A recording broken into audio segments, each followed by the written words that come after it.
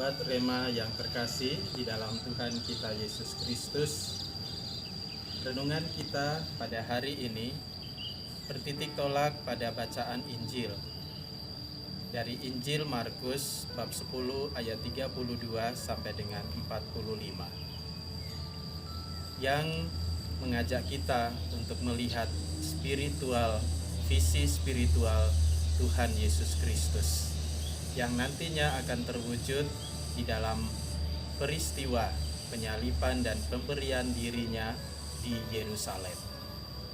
Aku datang bukan untuk dilayani, melainkan untuk melayani.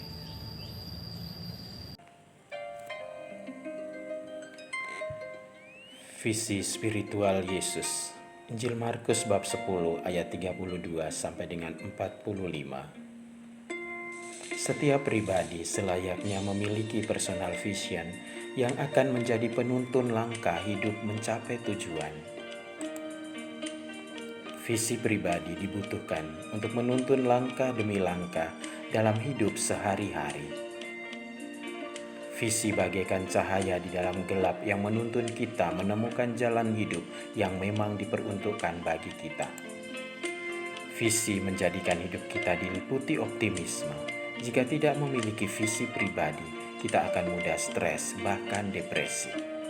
Sahabat Rema, awal dari stres dan depresi adalah kehilangan makna hidup. Untuk apa saya hidup? Tidak jarang masing-masing kita memiliki mimpi-mimpi di masa depan, memiliki banyak kerinduan yang ingin digapai. Siapa yang bisa membuat mimpi dan kerinduan itu menjadi nyata? Sahabat Rema yang terkasih, your dreams is yours. Anda sendiri yang paling menentukan untuk terwujudnya mimpi dan kerinduan itu.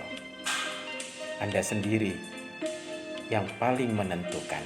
Orang lain di sekitar Anda hanya hadir sebagai supporter, maka Andalah lakon utama. Visi personal itu tidaklah cukup, harus dilengkapi dengan sebuah visi spiritual untuk kehidupan rohani kita.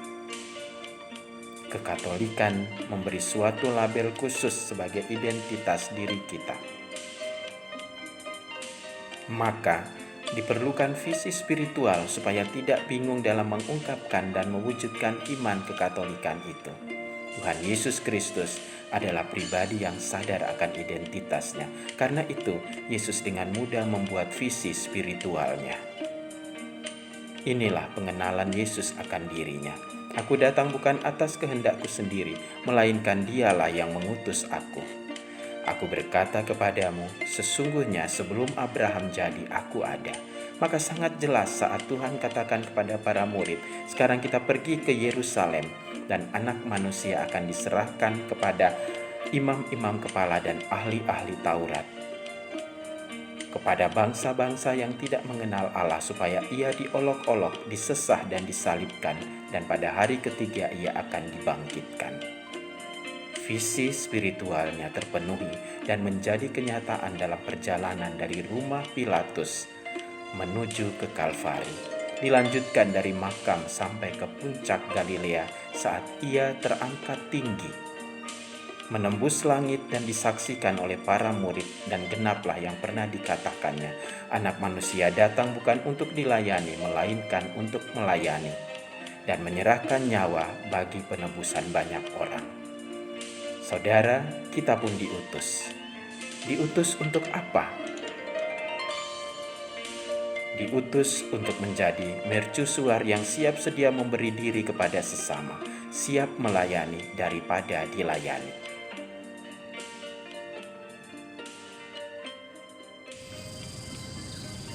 Oleh karena itu, sahabat Rema yang dikasihi Tuhan, marilah kita bersama-sama memohonkan berkat Tuhan agar kita dikuatkan untuk menjalankan tugas perutusan kita masing-masing di dunia ini dengan visi spiritual seperti visi spiritual Tuhan kita Yesus Kristus, Guru dan teladan kita, yang datang bukan untuk dilayani, melainkan untuk melayani.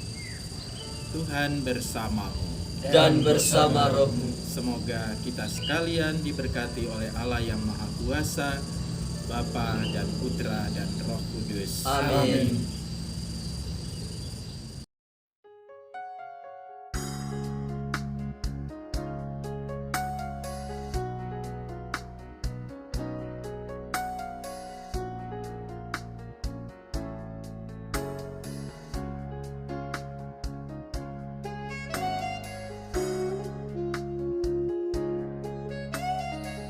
Sahabat Rema, sampai jumpa dalam program berikutnya.